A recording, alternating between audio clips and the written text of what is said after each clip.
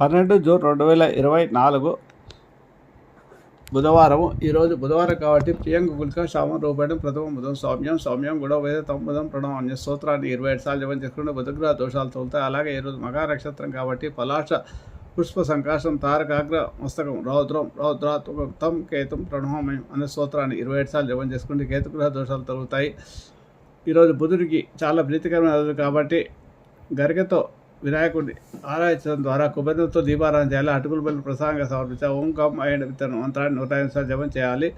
లేదా ఏదైనా గణపతి స్తోత్రంతో జపం చేసి చేయొచ్చు. చాలా సామాన్యమైన పూజ, ఎలాంటి కష్టమైన పని ఏం లేదు. విద్యార్థులకు చదువులో రాణించకపోతే జ్ఞాపకశక్తి లేకపోతే ఓం గం ఐ గణపతి అయిన మంత్రాన్ని 108 సార్లు ప్రతిరోజు ఓ సంవత్సరం పాటు జపం చేయడం ద్వారా అనలేని జ్ఞాపకశక్తి మీ పిల్లలకు పెరుగుతుంది. దానివల్ల వాళ్ళు విద్యలో బాగా రాణిస్తారు. ఈరోజు విష్ణుసహస్రనామ పారాయణ కూడా అధిక శుభఫలితాలను ఇస్తాయి.